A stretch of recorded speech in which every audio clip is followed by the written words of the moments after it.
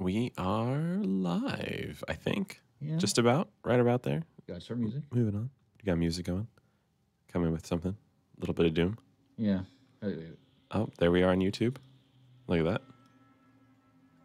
It's very mellow and chill. Yeah.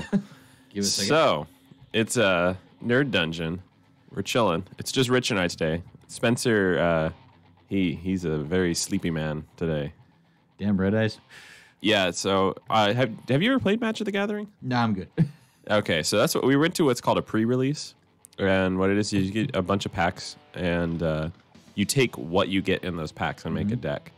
And in Spencer's case, though, is he works at 7 a.m. This red eye ended at 5 a.m. Yeah, I know that fun because I did that. Well, kind of a reverse kind of thing where I went to Warp Tour, then we tried to go to do a night shift after that or overnight. Oh yeah. Well, I mean, I made it. I got summer as hell. They sent me home for that, but I know that feeling. Like, you're like, oh, I'll do it. Yeah, I once totally squared it up, man. One time I went to a concert and it was God, which one was it? It was Knotfest actually. Oh. And I got free tickets and everything because I was working at X1039 at the time. And yeah, fucking Korn was coming on, and I like really wanted to see them. Yeah. But then again, I was the one who drove there, and I had been there since like 5 a.m. And this was like 11 at night, somewhere around there. And I was like, I gotta go home. And I was like, as much as I want to see Korn right now, I was like, I'll fucking die trying to drive home after the concert. Last year I did that with Floggy Molly. Oh, yeah. And then Christina Morongo, but I worked that day. Yeah. So when I go this year, luckily it's on a Saturday, so I can actually sleep in. Uh-huh. But it's like Floggy Molly played about 5 songs in. I'm like, well, I also like a couple beers, but I'm like sitting there, I'm like, I'm gonna fall asleep. Yeah, you're like, it's starting to rain a bit. Yeah, you're like, I don't want to crash when I go home. Yeah. I can't really afford a hotel room at Morongo's. Yeah, exactly. And as most people will laugh at me and say, "What the fuck is that?" The thing I actually wanted to most see at that festival was Guar. That'd be interesting to see. Yeah, I got to go to the Guar show and mess around in that pit. That was like one of the gnarliest pits I've ever been in. Like, it wasn't even so much a pit as it was just people smashing each other. Yeah, I see that. Like, there wasn't like a much dancing. It was like literally so smashed and cramped up like against the bar. It was like a mass of people going. Yeah, like these weren't like, they weren't even really like dancing and pitting. It was just like people just getting smashed up together, just all crushed. It was crazy. Man. It was weird, but it was fun. It was a lot of fun. It was a good show. That was actually, Guar was the first concert I had gone to. Really? Yeah, it took me a while. Like, I was in high school. My brother, he like finally took me to it. First one was like a 2002, 2003 Ozfest. Oh yeah. I just remember the bonfires kept following me and my friends around each great place we went in the general area. It's yeah. Was it over at like the Glen Helen? Yeah, Glen Helen, yeah. It's where, yeah. Every time, dude. There's always bonfires there. Oh, and the best one was the second time I went to there, and I think it was right as Rob Zombie was going on. Someone shooting off fireworks. It hit the guy behind us in the head. He was totally fine. Me and my friend like, you okay, dude? It's like, nope. He took a swig of his beer. I'm good. I'm like, all good. Cool. That's good. Yeah. It's every time I go to Glen Helen, though, it's like someone's burning a tree down. Yeah. It was a whole tree and a bunch of trash. It's funny. It never fails. But so how was your Magic the Gathering? Magic the Gathering was good. I did like not great. I didn't do the worst at the night, but You're so. Yeah, I was, well, not even so. I was more leaning towards ass. Oh, okay. I didn't do so hot. It was funny too though, because it wasn't like, oh, you're just bad and you lost. It was like, it was one of those games. Like, I was telling my buddies, because a couple of them weren't doing so hot either. Yeah. And they were like, and I was like, that's just how things work though. You can do totally fine and still lose. Like, it doesn't, just because you lost doesn't mean you're bad. Yeah. It's like, because it's still a card game. Yeah, you still like have kind of some kind of fun. It's not like you're sitting there in like Vegas gambling, getting frustrated. Yeah. Well, my point is though, is like there's still like, there's still a variable of luck involved. Not only in this, because especially especially in sealed, because first of all, you have luck of what you actually pull and what you're able to play with. And then second of all, what you just draw while playing. And like in my case, it was really funny. So the games, like every single match I played, except for the last one. The last game, or last match, I should say, because a match consists of 3 games, or best 2 out of 3. the last match I had, I went 2-0. I just totally won like handedly. But the first 3, it was really funny because every single game went like this. There was a match where I just stomped the person, like just totally beat them, like outright. It was like it didn't even look fair. Yeah. And then there would be a match where we're playing back and forth, and it's like, oh, this could go either way. It could go either way. And then it just edged onto their side, and they won. And I was like, damn. And then there's the third match where I just didn't draw mana, so I'm not able to play any of my cards, and I'm sitting there like, I'm just gonna die. Guess I'll die right now. Can't do anything. It was those matches are always frustrating. Yeah. And then I know, like you said, you didn't play Magic, so you don't know. The closest I would say is Hearthstone. That's what I played. Okay, so you know how mana works. Yeah. See, but you can't really get mana screwed in Hearthstone. Because it's kind of there. Because in Hearthstone, no matter what, you're going to get another mana every turn. Yeah, it's just you gotta remember how much you have to how much you want to use. Right. Now, to your cards, say you want to blow your exactly. Blow your load. But consider in Magic, Well, you're not guaranteed. You have to draw a mana. Yeah, I'd be pissed off with that. And so it just happened where I'm sitting there, I'm like, what is going on here?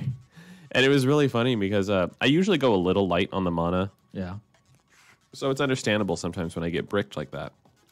But then I changed my moniker. I was like, fuck it, I'm adding more. And in sealed play, I ended up playing with 17 mana and with only 40 cards. And it still got bricked. Ooh. And it was really funny because when I was telling Miguel that, he was like, oh. And he's like, that's weird.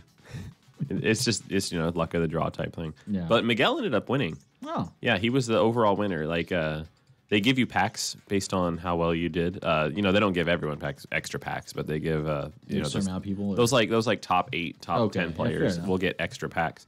And what they do is they go by brackets. So it depends on how many wins you got, how many, versus games, and all that stuff. And Miguel was in his own bracket, so he ended up getting, I believe it was 17 packs. Congratulations to him. Yeah, it was pretty cool, and pulled some pretty good stuff. It's fun. Black those. No, you can't do that. That's the only thing I do know about because then so really sought after. Yeah, well, that's in the original pack, is what it is. There's alpha, beta, and then unlimited. Okay, which are all the same print of like the same set, but they're basically different. Newer generations editions. in a way. Yeah, it was only that. It was only that set. I just remember because that's so sought after now. I think it is. I remember if it was like a collector show or one of those garage shows. Those kind of trashy reality shows. But yeah. I remember something about popped up Black Lotus. I'm like, oh yeah, I remember that one. Dude, they actually found one on there. That's crazy. Last year a Black Lotus sold for $87,000 for a fucking card. Yeah, it's a piece of cardboard. But then again, I can't laugh because like the old school the code mounts for WoW mounts, like the Spectral Tiger. Yeah, that one is like Spectral Tiger. Wasn't that in a couple thousands? Yeah, something like that. There's always, I think, it's funny because these nerdy things, they get up there. But what's crazy is like when you look at like sports cards, dude, like not even signed baseball cards. I used to collect them, so yeah. Yeah. I remember they were back in the day, but now not so much. Yeah. The baseball sports cards market really just fell off. Like somewhere in the mid '90s. Yeah, I mean, it just pooped out. It was like gone. But then again, the same as like collecting the comic stuff. Where I remember the comic books. Yeah, same. Well, this Death Superman. Everybody sought after that book so much. It's maybe get $40. Oh, not even that. You can go to Frankenson's like right now. Yeah, I'm talking about like the unsealed. Yeah, that's what I'm saying. Yeah. Like you can go and get Death of Superman still in bag, sealed, everything with like the promotional stickers, all that stuff. You can go buy it for like $8. So I can leave mine on the curb saying take it for free. Yeah, right. Comic books are hit or miss though. Yeah, it's on the really old ones. Yeah, well, it's very strange. Like sometimes you get comics. There's the variant covers. They'll be worth like $80 and all that stuff when you get them like right off the bat. And then sometimes those they just sort of instantly go down in value. Like sometimes a variant comic will come out, and then MSRP is $4. And then there'll be variant covers, and a lot of places will sell them for $40, $80, $120, like all that stuff. And they're like, it's a variant cover. And then it will be it'll stay stagnant for a while, and then there's one of two things happens. It fucking jumps to like $400 plus, or it just goes down, or it just goes down to like $10 and cheaper. Remember the ones I saw after was that I want to say Giant X-Men, but do you know the one with the multiple covers that had this whole big thing with all the X-Men? Oh, you're talking about when they had all the rap cover albums? Not the rap ones, but basically it was X-Men, but it's like 8 covers or so going from let's go from all the villains to major X-Men. It's like when I really looked that up actually. Oh, they do that pretty frequently. But it's back in the 90s when when they were like first doing and stuff. I had an original. It was X-Men Omega, and it was a foil cover. And I had that for years. It burned. Like I had so much cool stuff that just burned in my house fire back in 2009. Boy. It's almost been 10 years. This August it'll be 10 years since my house burned down. You're like, that was worth that much? That was worth that much? Yeah, like the thing I feel the worst about, there's two things. One of them is like legitimate, anyone can sympathize with, were my grandfather's pilot wings. Yeah. So it's like, okay, that's totally understandable. The other one, it's understandable, but it's just not as, it's one of those like material good things, is I had like all the classic game systems pretty well, like I had, maintained all that. Yeah, I had, the Super Nintendo, PlayStation, all the way back to 5600, or is it? Yeah, no, 2600, and it was like 52, 58, the Atari. Oh, and yeah. I had an Atari 2600, but I only had like a couple games for it. But I had a ton of games, and I had them all like categorized, and I had like a little over half the N64 collection back in 2009, which there's only 295 games to begin with. But still, when you have like half of that, yeah, when you have like 150 games, and it's like the good ones, yeah, man, like that's like the thing I feel the worst about is not having that collection I had.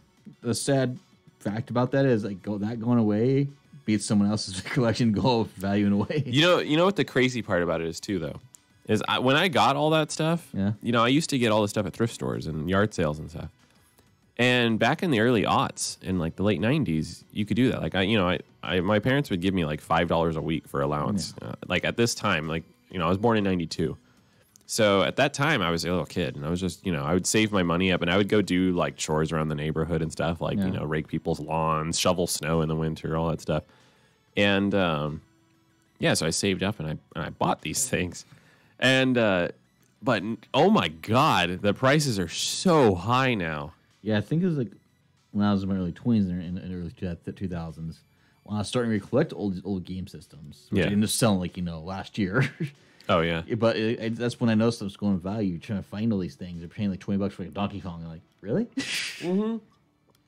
What's funny though is right now we're at the point where you can buy, like back in the late 90s and early aughts, it was, you could buy Super Nintendo, Genesis, all that stuff for, pennies. Yeah. It was like, Yeah, because once new games came in, no one old shit. Yeah, I remember specifically at one point, it was probably 2002. The mountains I grew up in, everyone has yard sales during Labor Day, Memorial Day weekend. It's just like a tradition up there. It's just a thing everyone does. And I remember specifically, I got a Sega Genesis. It was 2 Genesis and 5 controllers. One of them was one of those turbo controllers. Those little buttons and shit. Yeah, and I got the 2 Genesis. One of was a Mega Drive, one was the smaller one. And I got 50 games with it. It was $30. That same thing nowadays is like almost 200 for that same exact collection. It's insane. I hate it. Like it's, and it doesn't even benefit like the people who have the collections, because most people who actually are collecting, they have it and they don't have plans of selling it. So it's like going up in value and whatnot. It's not a big deal. Yeah, still my best one was, let me see, check. Are you checking the comic book prices? No, I'm looking for games. Is it Illbleed or Killbleed? Yeah, Illbleed. Illbleed? For Dreamcast. I think I sold that for like 50. Damn. Yeah, that's another thing. I got a Dreamcast for like $20. Yeah, because that's what I sold mine for. I'm like, that was in, here. I want to say that was in like 2005. Oh, okay. I got that now. I mean, actually, look back. I got the whole Dreamcast with like a whole ton of games. But Dreamcast is funny because it's super easy to use bootlegs. Yeah, I know. It's so, yeah. What I was going to say, though, is like, at that time period, the late 90s and early aughts, it was Super Nintendo and all that stuff. But now you can go on to the thrift stores and stuff. I was just browsing the other day, and PS2 games and PS3 games are the new cheap games. I was seeing games for $1, $3. You're still clicking for PS1, right? They're not bad though. Yeah. Like it's like yeah, sure they're older games, but like when you can pick up BioShock for $2, That's pretty good. that's good. Yeah, like BioShock 1 and 2 were both at the thrift store for $2. They had the cases and everything. Actually, I pull up my things. See, Grand Theft Auto for PS1 I sold for $1.50. Nice. Yeah, that's what I've been collecting still is PS1. And PS1 is it's at a sweet point. Like, it's expensive-ish, but the games don't really go too crazy. Yeah, like Twistmill 2 I sold for $4.91. Yeah, like the vast majority of games are under $10 on PS1, which is fantastic. Yeah, and then like Chrono Trigger, which is incomplete because they didn't come with my friend took the Final Fantasy 6. Oh yeah. $4.88. I'm like, it was chump change. Not bad. Yeah. Yeah, and it's like you can get that. You can go and buy, like there's some games where they're a little bit pricier. Yeah, my Resident Evil Director's Cut, $10. Yeah, and it's like $20 is like a high price and then there are some outliers. Castlevania Symphony of the Night is like $150. Yeah, because that's. I mean, I don't know if I played it, but I know that was one of the better it's ones. So good. Yeah. That was a game when I was a kid. I played the shit out of Symphony of the Night. Like I remember playing on the Super Nintendo and enjoying it. I liked Super Castlevania. My buddy had it. It was my babysitter's son, and we were having a good time with it. But I remember when Symphony of the Night came out and I was playing that. It was just. It blew me away. Like playing as Alucard and having his like phase walking and stuff. That was just so rad. And I love the music in that game. That reminds me did you ever watch the Castlevania Netflix series? I watched a few episodes of it, but then I just for some reason I fell out of it. It's only like 8 or 9, 10 episodes long. Season 2 coming out too, right? Yeah, it just came out recently. You should check it out. It's pretty cool. I mean, but if you're one that's not like super into anime, maybe you won't even like it anyway. Okay, here's my thing with anime. Watch it back early when Adult Swim was born. Oh yeah. So you watch Big O. I fell in love with Cowboy Bebop. I loved Big O. Big O was good. Big O. I mean, I was a little bit weird on it, but I understand. It's definitely a psychological thing. For me, it's like Batman with the robots. That's true. Yeah. Yeah, it's like Batman and Gundam together. Yeah. Which I fell in love with Cowboy Bebop and Ghost in the Shell. A few others. Ghost in the Shell is one of my favorites. I realized Inuyasha will never fucking end. It just keeps going and going and going. Inuyasha was like the coolest show until like season 3. Like season 3 was pretty good still. After that, it's not even that it got like sappy, because that's one thing that happened to it. It started getting very chick flick ish. It wasn't so much. Just to me, it just kept going on. That's what I was gonna get at, is that the writing just deteriorated. There's because it's like ideal if you want a series, you go a start and beginning, and you work your way through there. Yeah, this one I think they had an ending, but then they said, "Fuck it, let's keep going on." Yeah, I think that's a big problem with a lot of shows nowadays. Well, not all shows, but definitely like anime and just in general the like shows with an actual ongoing storyline. Is a lot of the writers, they don't write for a conclusion, and they'll just drag it out. Like, it's not a great example, but at the same time, it kind of is because it diverges what we were just talking about. But like, have you ever seen How I Met Your Mother? That's a show that totally fell victim to the whole we're writing because it's popular and we need to keep the show going for more advertisers. I'm like, oh fuck, is this gonna end? Is this gonna end? Nope, yeah, because that show was really good for like the first 2 seasons. Say what you want. Like, there's a lot of people who will talk hate, but the first 2 seasons, I agree with you. Yeah, the first 2 seasons were actually like enjoyable. They had like witty stuff going on, and it was charming and it was fun. And then season 3, it started to like change a little bit. It started rehashing itself. Yeah, the plots became repetitive. Yeah, and it started. I hated it. Barney, you enjoy the character, but he became like a joke of himself. He has what I call Jack Sparrow syndrome. Yeah, you're just stuck in that. Yeah, where the thing about what I mean by Jack Sparrow syndrome is if you watch the first Pirates of the Caribbean movie, Jack Sparrow is an amazing character. It's like, whoa, throw you off. Yeah, he's like this whole thing. And then what happens is in every movie after that, it's like Johnny Depp is like playing a character, like he's like trying, like it, like the writing around it and how he acts. It's almost like a parody of that character. It was like, because when you watch the first movie, yeah, he's a huge character in it. You know, it's Johnny Depp, and he's like the main. But he's not the main character. He's sort of a side character that's really interesting. Yeah, because but he just seemed to his popularity and how he played the character took over the movie. And then that's exactly what happened. Yeah, and he's a lovely character. He's very fun, but it's just you see the other movies after the first one, and it's like a completely different movie because they were writing for popularity, and not for the story.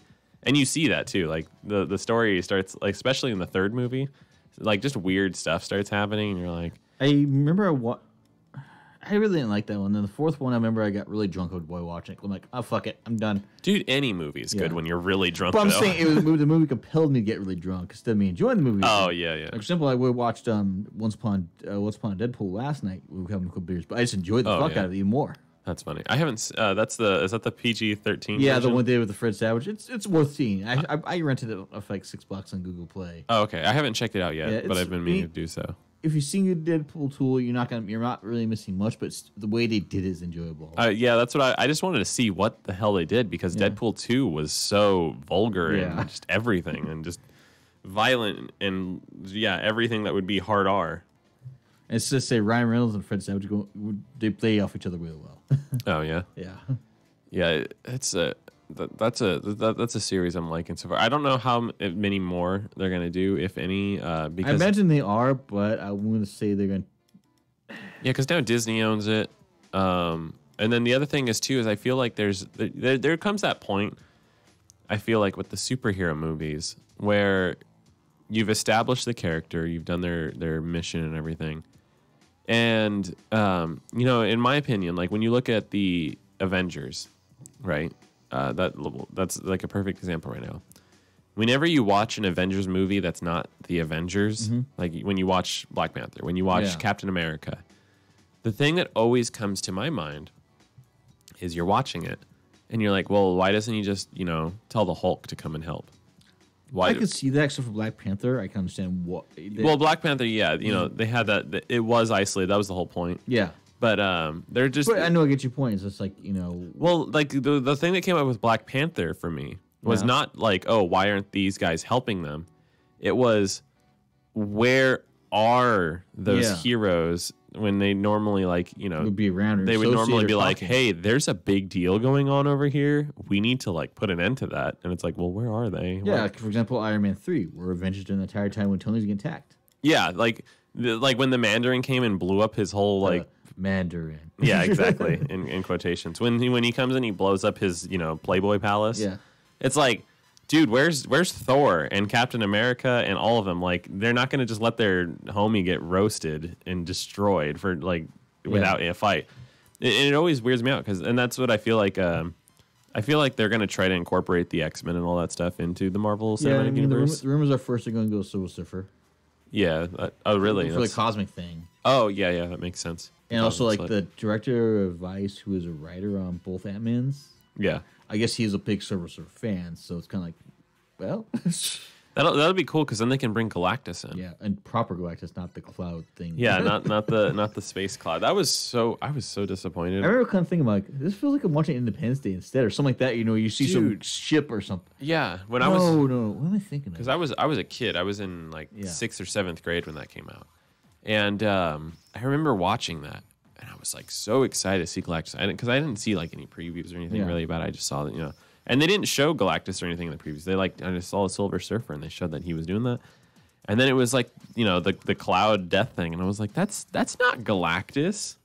And I was like, what? What is this? It was weird. Yeah, I remember I watched bits and pieces of that movie, but not the full thing.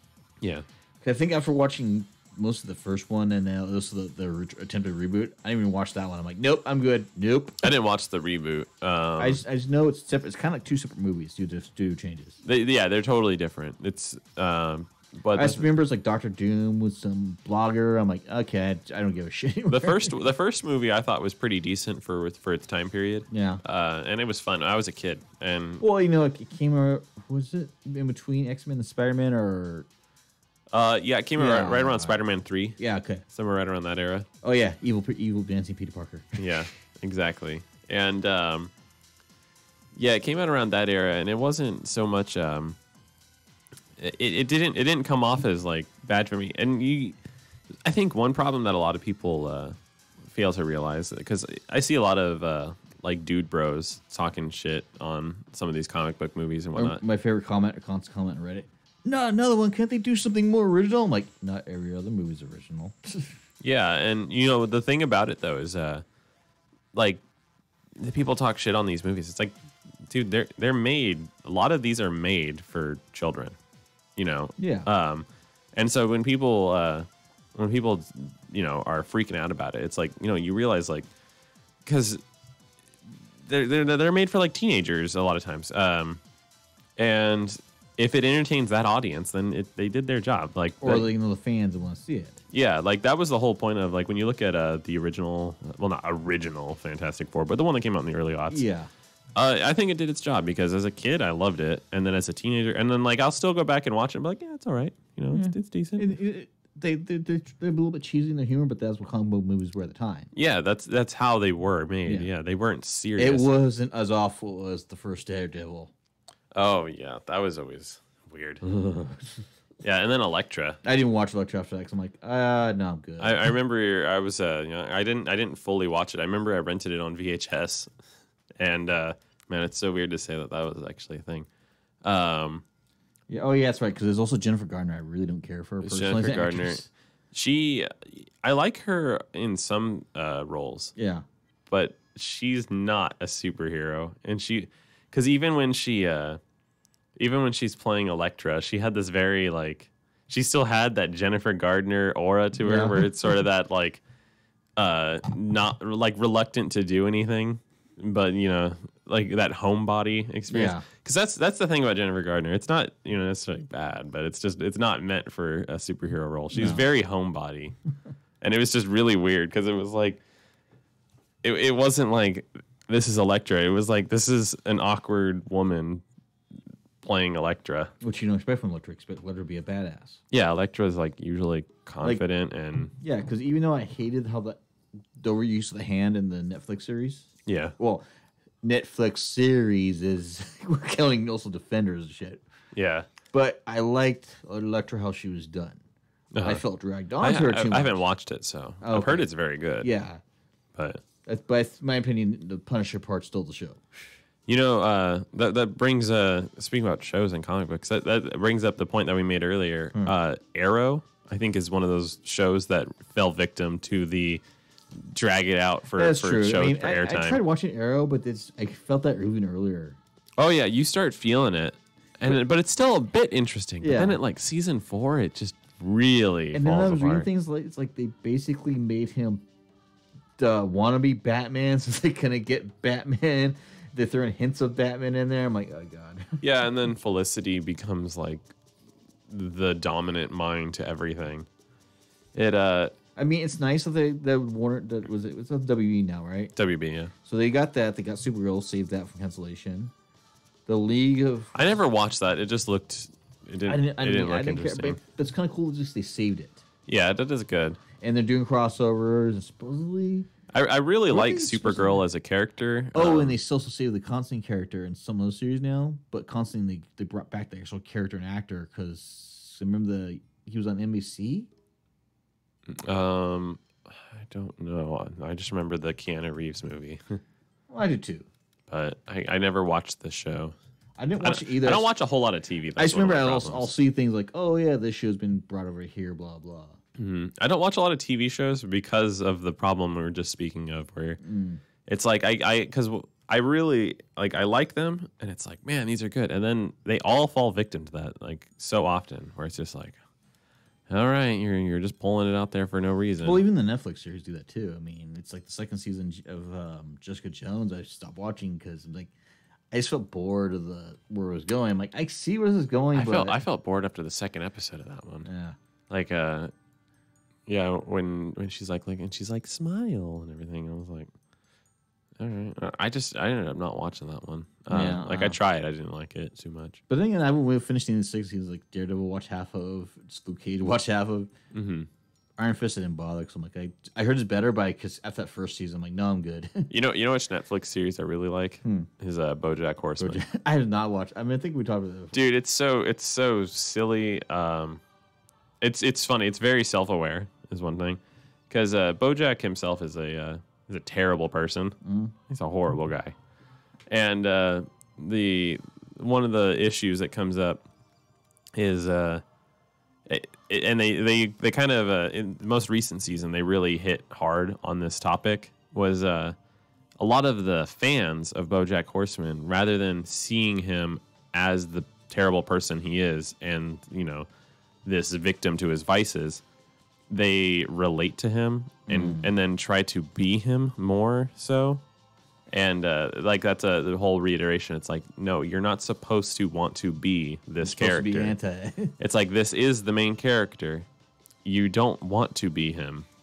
Stop. And it was a big problem because he's a victim of narcissism and drug use and alcoholism and all the other isms that you can come up with. This one, like, fans of Archer fall in love with Archer. Exactly. I mean, and Archer's a piece of shit. Yeah, Archer's a total asshole. It's funny to watch, but I wouldn't want to emulate the guy. Yeah, you don't want to be Archer, but that's a problem. Is a lot of people do. Like, there's like the whole R incel types. I don't want to go into that bullshit there. That got taken down, didn't it? Yeah, it is, but they still kind of exist under a different thing. Yeah, of course they exist. They're going to find a different outlet. That's just how things work. But it's just. Yeah, that's a whole breed of people in the modern day that are just whoosh. Okay, we'll just throw that topic out there. Yeah, but I feel that's more of a political topic than it shows engineered for. Yeah, exactly. Oh, I just unplugged myself again, so give me just a moment. Well, now I'm taking over the show since Connor unplugged himself. There we go. Damn it, I'm out of power.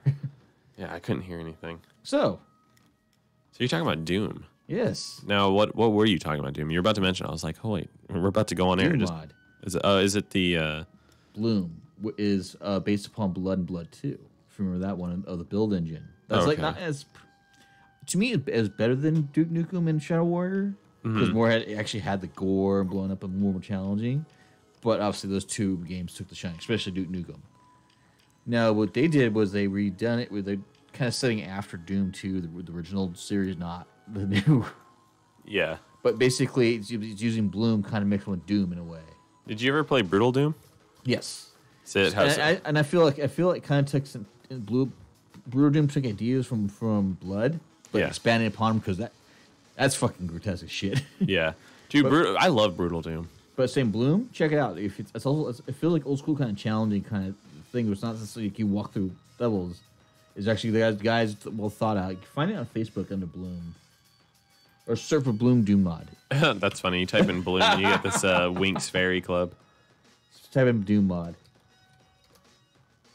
Let's see what we're looking at. You've got like chain guns and everything there. Yeah, because remember a lot of these original. Oh yeah, look at that. Yeah, really bloody. Not as bloody as Brutal Doom. So it's like more levels and all that stuff. Yeah, and your enemies are basically. Oh, this looks like Quake right here.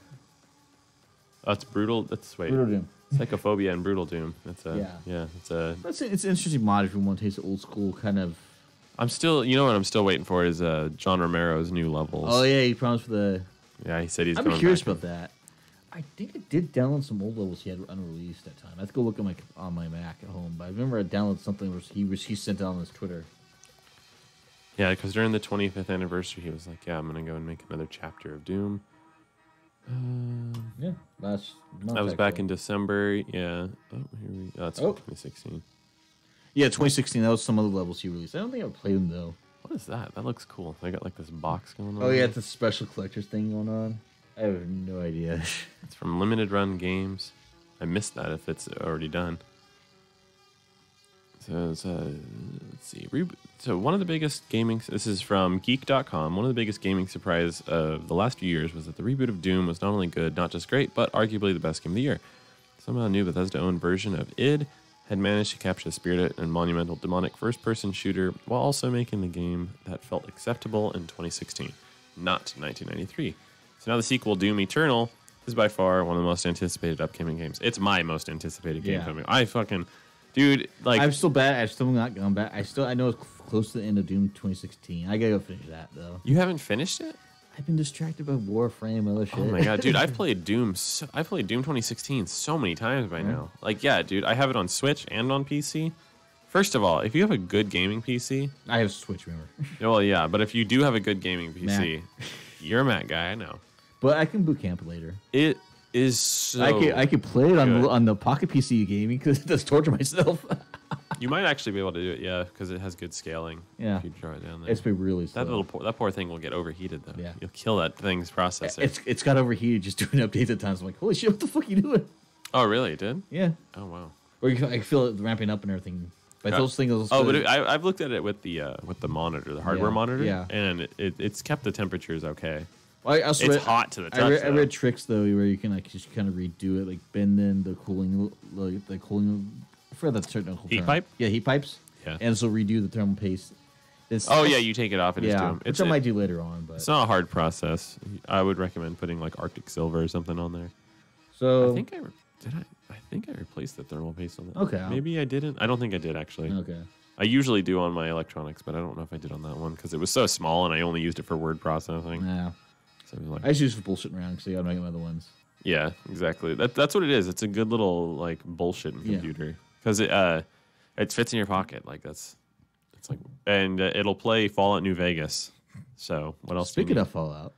Oh man, what happened this time? Well, I thought it was. Honestly, I didn't really prepare for this. I was looking at as we were talking. I'm like, okay, they probably did. It happens. You know, yeah, they did. There was a secret room or something. Yeah, they're banning people. Which is not. It's not as bad as. Not as bad, but the problem is that it's in the game and it's accessible without cheats, and they're banning people for getting into it. Why is it?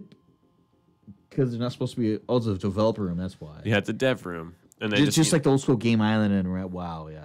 Yeah, and they Game was a Dev Island.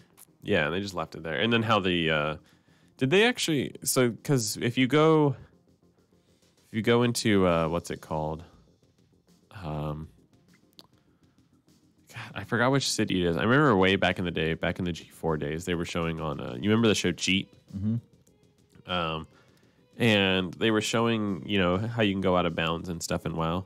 Oh, old Ironforge. Yeah, old Ironforge. Technically, it's opened up. It has opened up since, right? Yeah, because they did a whole story. I forgot what. I don't play Alliance. So. Now, did they open it because people found it, or was it always in development? And I think because people found it and they realized a way to actually use it. But yeah, I remember because it actually looked a lot better than the current Ironforge. Yeah, I remember it was so cool because it was underneath the city, and they just didn't get rid of it. It's just sitting there, and you could get to it and everything. But then again, they had the old Hydro there, and you could get banned for that. I remember I broke into that.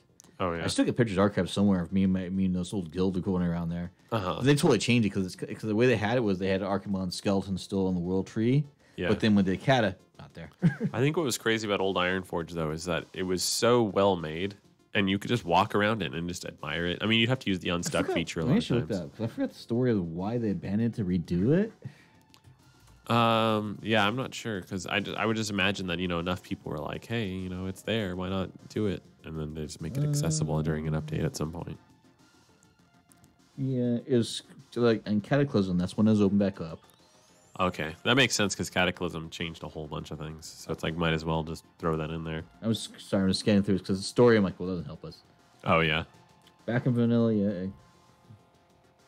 Oh, it was actually in Wrath. An operable door in the throne room was implemented in legitimate path. Old Ironforge clearly visible, though blocked by this wall. Oh, here it is. Before we go off that, Doom. Those new Romero levels are supposed to come out in February. Okay, next month. Sweet. Yeah, we're not too far away. Okay, so go on. I'm trying to find the reason. I don't remember. I'm guessing maybe because people kept exploring and they found a reason by it. Because they did the whole thing of Magni Bronzebeard, how it became Titan. That's not what he's old walking around Diamond shooting on by Azurite. Oh yeah. If you run the expansion in BFA, which I don't recommend. I just have I bought like that stupid 7-month thing for that one mount that sucked. The ship. Oh yeah. It's annoying as fuck after a while. But I'm like, okay, I have it. Other than that, the game's kind of meh. And it's kind of broken too, because the funny glitch I found, because they started doing like the missions for upcoming invasions for alliances, doing Zendlar. Mm-hmm. And then, but they'll do missions like occasional world quests where you pop up and you like the alliance or horde be doing invasion. The first one I didn't do one mission, I won it because it somehow bugged out. I'm like, because seriously happened, and then, but yeah, somehow I got completed the quest. I'm like, okay, I'll take the reward. That's funny. Yeah, they. I think I told you my story about World of Warcraft, right? I think you did. How I was playing it, I was enjoying it, and I saw the Drake of the Northwind, and I was like, that's all I want right there. I was like, that's the coolest mount ever. And then when I got it, you're like, meh. I fucking stopped playing. I was just like, I don't know what I want to do anymore. I was like, I don't have any more goals. That was what I wanted, and I've got it. Like I told you, I got the Rivendare's Death Charger twice before it became account wide. Farmed that shit out of that twice. That's funny. Because for one account, then that account got banned for certain reasons. For reasons. Well, someone hacked into it and misunderstood them when they let me back into it. Then suddenly, I guess I'd expect me to pay right away through Millennial War. I never did, and they just banned me. I'm like, okay. That's weird. So I made a new account, and then I farmed it again. But then by the time after I farmed this, that's when they started doing the account-wide mounts. Mm-hmm. So I'm like, cool, I don't have to farm this ever again for another character. I did technically... There was a glitch, like in the auction house. I think they fixed it. Uh-huh. Where someone, people, they figure out ways to dupe items. Oh, yeah. If they sold them, the people that bought them have them. Wait, what? They can sell them, and I bought two dupe. I bought a dupe of the Crimson Death Charger. Oh, yeah, and the Jade Panther, and Blizzard never taken away from me. Well, that's cool. Granted, no one watches this show. You're just like, Blizzard, don't kill me. But it's just funny because I'm like, I expected them to be gone within a week or so, and I'm like, they're still there to this day, and this is about 3 or 4 years ago. Which makes me think, I think they fixed the dupe bug. Because it was funny, because suddenly I see like a bunch of them by the same guy, I'm like, yeah. But the thing is, like, he'll be starting like 15,000 gold, whatever, right? Mm-hmm. But he only charged 15 silver for a few, and so I managed to grab them when I could. That's a sweet way to get it. Yeah. Could they really hold that against you though? Like, you just bought it on the auction house. I guess if they investigated it, and I don't think they hold against it, then most they would do is take it away. Right. I think it's only like, if you did something you're not supposed to use, and you used it like in like a raid like that one, the Martin Fury, I think it was. That was basically a dev item somehow some guy got, and he actually used it in a raid, and they found out, and they banned him for that. Mm-hmm. But I think if it's something you use against it, but if I think it's a mount, unless they actually had a reason to take it away, I imagine, say, if somehow I bugged out and got one of the old school mounts not available suddenly on a character that was not created back then. Yeah. Then yeah. I know it's almost Easter again, so it doesn't even matter. I think they do it every year anyway, so during Easter. I was like, I still have the one of the rare chicken mounts. Oh, I remember seeing those. Yeah, I don't. Did they still do it every year? I think they do, but I know they're still in the auction house. Because I have one of those unactivated. Huh. Just ready. Like, I was gonna sell. Like, I sat there and I grinded it. Grabbing all the eggs and everything and finding them and going through that. Yeah. And I was like, if you especially still have it, you can probably sell it for gold. I mean, granted, gold, you're probably thanks to the fucking tokens and missions, gold's like everywhere, so prices go up more. Yeah. But that's the thing. It'd be really cool to just be like, sell this egg. Just throw it on there. I think would be a smart idea, because originally I was like, I'll hold on to it until it's not the season, so then people, they can't get it. Yeah. And then so they'd be willing to pay for it. I think what would be better though is to do it. It's like put it up for sale when the event starts. So someone has it right there. Because there's some people that are like, I don't want to do that. I bet people have it in the auction house, and then they go and it's high priced because it's wanted, because people are trying to grind it, and then you buy it there. Yeah, because the only thing with the mounts now, like anything that's farmable or mostly farmable and be able to sell in auction house, you generally got to see a bunch of them, like a couple of the Warlord of Drunner mounts now. Like I remember I spent about 20,000 on them back in that expansion. Now they're like a few thousand. Oh wow. That's always a bummer when stuff totally tanks. Yeah. In those games, like especially if you bought it, like with in-game currency, like I'm fine. That was in the past. I mean, yeah, exactly. If you just kept playing, it doesn't even matter. Yeah. You know, this is a total change in pace because we didn't go over it, but Dragon Ball Super Brawly. Oh yeah, I've heard. I know some. I think B's cousin was in the movie. Yeah, it's really good. If you're into animation, whatever, it's very good. Yeah, crazy little stats here though. It was when it came out, it was #1 movie in the U.S. Mm-hmm. $7 million in the box office after the first day. One of the top 10 anime movies of all time. It is also one of the biggest anime openings, but it made $64 million worldwide, which is crazy. Yeah, like it's doing. I mean, albeit a lot of other movies didn't come out the same time, and but that's still very impressive, especially for something it's only playing for this weekend. Because that's not a new one. That's re-release, right? No, it is new. Oh, it's new. Yeah, it's brand new. The Japanese version came out in December. Oh, and this is the American and then version. the English version came out. Just. I mean, Dragon Ball Z had a solid fan base. Actually, I never really got to it, but I understand the memes. It's over 9,000. That's an old one. Yeah, I know. But yeah, it's like people still as day I see people like would still be posting about it on Facebook. I'm like, really? Oh yeah, it still shows up. It definitely does. I mean, it's cool. People enjoy it. I mean, I know they had bad experiences in the early 2000s. The bad movie came out. Oh god, was it two bad movies that came out? I forget.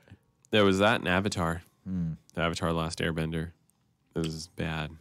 Oh man, I don't know which one's worse. They're both terrible because, like in Avatar: The Last Airbender, they make the elemental bending really like not good. Like first of all, in the show and now comic books, firebenders can make fire. Yeah. And then in the movie, they had to have like a source of fire. But I think the worst problem, the worst thing about the whole movie is that everything was really slow. So like when you're watching the show, you expect fast action. It's like kung fu. Yeah. They do kung fu arts, and it's a whole bunch of different martial arts. It's at the speed that you see martial arts happen. I think the best way to describe Dragon Ball Z, remember, is the person I hung out with back in the day with loved it. I mean, he's like trying to get me and my dad to watch it. My dad's like 20 years older than me. Like he's not gonna give a shit. Yeah. But he's like, we're supposed to sit there like this looks like Speed Racer in a way, the way it's done. Oh yeah. So I'm like, at fast action, I would expect to translate. It's kind of hard to translate that in live action unless you actually do speed up. Well, even then, the problem was it wasn't that it was like even if they did a normal fight speed, it would have been fine. But they did so. Was it trying to milk the action, or I don't know. Specifically, there's a scene with these earthbenders where so in the show, the earthbenders when they're like professional fighters and everything, they'll fucking stamp their foot and then shoot rocks in waves, like a whole bunch of them. And then in the movie from M. Night Shyamalan, it was like 7 earthbenders carrying one boulder that was like this big, big enough that you could pick it up and throw it. And they're like standing around and like they're all like walking with it all slowly, and then throw it, and it goes like floating to the enemy, like really. Point there. Yeah, and it's like it doesn't get thrown. It's like, dude, I could pick that rock up and throw it faster than you 7 guys just did it. Like, you're 7 dudes. You could beat the shit out of that guy before that rock hits him. Well, your first problem would be M. Night Shyamalan did it. I don't see him. He's good at his own things, but like other properties, I see him kind of. But at least it wasn't Yui Boyle. At least it wasn't Yui Boyle. Who's Yui Boyle? The guy who takes video game movies to make really bad ones. Like okay. Was it Yui Boyle? I forgot how to pronounce his fucking name. I have no idea. But I know what you're talking about now. Yeah. It's actually Yui Boyle. Boll. Huh. Yeah. But he will knock you the fuck out. So that's the funny part. He makes bad movies, but he'll knock you the fuck out. That's funny. Yeah, the Dragon Ball movie was just bad. That was just bad acting and everything. It was weird. And it was like a preteen drama. It's like video game movies, but hard to hit. I mean, I think Silent Hill was close. It wasn't the greatest, but I think I don't think I actually watched Silent Hill. It came out after the first Resident Evil, before Resident Evil became a satire of itself. Yeah, I think I still need to finish that. I still need to watch the last one. I never got around to that yet. I think the Resident Evil movies, for what they're worth, they're fun. Yeah, I enjoyed the first one actually. Oh yeah, the first one definitely. Then the First second one was creepy. all right. Then it started getting okay. I see where this is going. It's going a different way. Was the second one the one with Nemesis? Yes. Yeah. And then Third one was the desert. the desert when they were in Las Vegas. Yeah.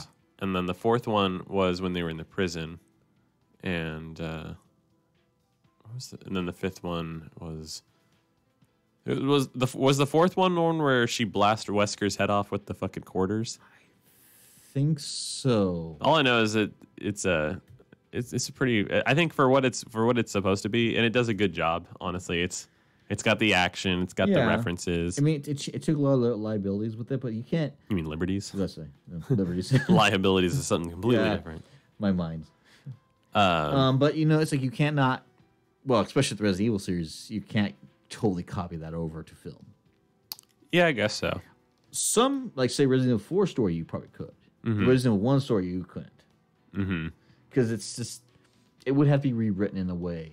It would kind of have to be, it would have to be like a haunted house narrative kind of thing. It'd be interesting. A problem with the Resident Evil being turned into a movie is that it's puzzle based so much. There's so many puzzles in Resident Evil that it's like, how do you like? But we didn't get to see a Jill sandwich. Yeah, that's what I was just thinking. The Jill sandwich. And what's funny though, when people talk shit on the Resident Evil movies, they talk about it like as if the writing in Resident Evil is amazing. Yeah. And I was like, you guys realize like the writing in Resident Evil is pretty dog shit in the first place. The best thing I've seen, like I think it was Angry Video Game Nerd did it. Like he kind of put himself in. He did like a review of Resident Evil. I don't know if I saw that one. It was like in the past, like I think it was last month. Look it up. It's seriously. Oh really? Good. Yeah. That's okay. Yeah, I haven't. It's seen recently that one. he did it. I forgot he was doing some version of Resident Evil, and he actually put him. He kind of he's starting to do like a kind of a character narrative in a way. Yeah. Or some story. Yeah. He put himself in the cutscenes of the first one, the bad cut. The bad acting. Yeah. Is actually he's like. Oh yeah, I was watching. I didn't finish it. I know you mentioned. Yeah, he was standing there and fucking they're getting attacked by the dogs and everything. He's like, what the? Yeah, I did. I thought that was pretty good. Yeah, I did see part of that. I need to watch the rest of it. I remember now. I started it but didn't finish it because I had to go to work or some shit. That's what I do when I'm driving to work to LA and stuff, because sometimes I'm in the car for like 2 hours, 3 hours, depending on traffic.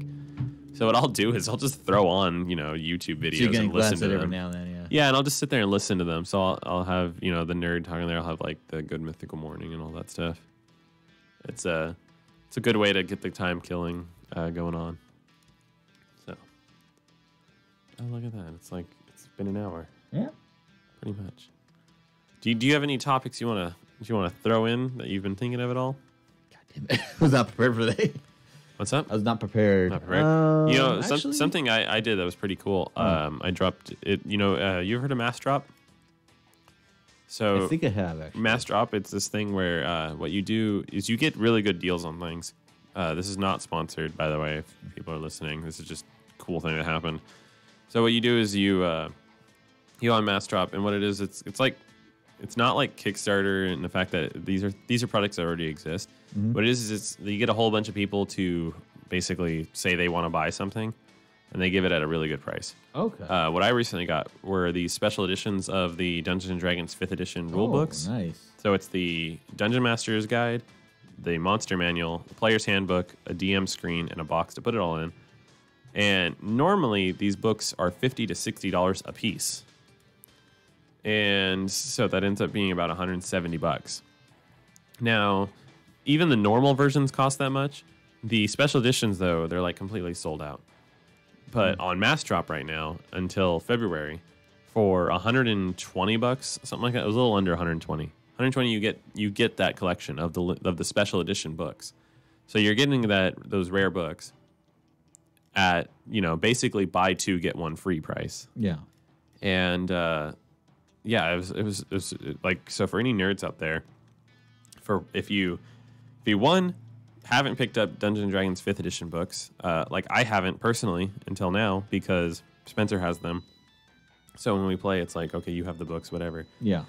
But, One problem that comes up is that you don't have enough. Like, it ends up making the game go on way longer because everyone's passing around the book. Yeah, because it takes forever just to set up a character. Like, okay, Exactly, and it's like you do it, and then because you can't really buddy up and be side by side making a character. You have to flip to different pages. Yeah, because you don't find your individual things if you're going to copy somebody. So I'm excited to have my own copy of the books, but also just to have the special editions. That's pretty cool. They're really cool. They got let me show you. Like they've got totally different artwork. So if I show you, let's see, 5e. D&D books. Just do books. You know, normally they look like... Oh, well, there's the special editions right there. There's that mass drop link, too. Coincidence. Yeah, look at that. So normally, like... Let me find the ones... Okay, right there. You can see them. These are the core rule books. You can see, like, they're not bad. And this is actually the box set that you can normally get. Like, you can go to a store, and this is $119 right now. This is on, what is it, coolstuffing.com. Okay, so they, you could see it's got the artwork on it. Looks, you know, traditional. Stands out. Got the book sleeve and everything. But right now on freaking Mass Drop, you can get this version of it, which these are gold. Oh, wow. And they're shiny and they're really artistic looking. And yeah, it's the same price that you would get. Let's see, does it actually? Oh, it doesn't show the price here, but it's also $119, $119, something like that. Shipping on February 1st. But yeah, it's pretty solid. Yeah, I just saw this at the hobby store last night. They were selling, not this one, but they were selling the standard edition for $179 in stores. So really, really cool deal. I'm excited for this. That's not bad at all. Yeah, and then this will allow me to have my own copies, and I'll probably end up getting another player's handbook to pass around because I don't want people to mess these up. Yeah, especially they look really nice. Yes, and it's just, you know, even though people are often careful with things, you never know. There's always that one guy who's gonna eat a bag of Cheetos and then, or have like full greasy pizza, like or just, you know, push down on the spine, something like that. It's cool though. I'm excited for that. And I thought that was really cool seeing, because I haven't used Mass Drop before until that. I've been tempted to. It's not bad. But this was one where I was like, ooh, I need that. That I actually make use of that right away. Game I'm kind of curious about is coming out Switch in April. What's that? Mortal Kombat 11. Even I think it's going to be delayed in Europe for the Switch version. So it is coming out on Switch. That's freaking rad. I'm just kind of curious if it's going to be good, or are they going to have? Oh, it'll totally be good because the Mortal Kombat 9 came out on the PS Vita. And yeah, the textures looked a little muddy. It didn't look as good, but it played exactly the same. I'm just kind of curious, but you know, some people porting them like, I don't know who's porting it. I mean, they should just have Panic Button port everything. Just to hire them. Yeah, Panic Button needs to just, if you've got a big game, have Panic Button do it because they're really good at it. They make miracles. What's up? They make miracles happen. Oh yeah, the fact that like you look at the games that they've got running on there, and it's insane. Like they work out so well. Alrighty then. Well, we've been going at it for about an hour now. Yeah. I think we had a good show. And is there anything that you're thinking of that brought up that you're just like, hey, wait, that's a good thing to say? No, it's on my head. Nothing on your head? All right. Well, this has been the Nerd Dungeon. This is Connor and Rich. Been having a good one with you. And we'll be back next week, hopefully with more crew. Yeah, we'll see. We'll likely have Spencer because we're not going to be playing Magic the Gathering until 5 in the morning. I was like, even though I had sleep, you could tell I'm tired. Yeah, but I imagine he's even worse. Oh yeah, he's definitely worse. Yeah, because I slept in. Like I actually went to sleep after the tournament. He's been working a full shift. I hope he's all good. So hopefully, he made it home safe. That's yeah, right. I'm not going to message him right now because he's probably sleeping. Yeah, he won't wake us definitely up. sleeping. So, all right. We love you, and we hope you all have fun and enjoyed today's show. Peace out. Bye-bye.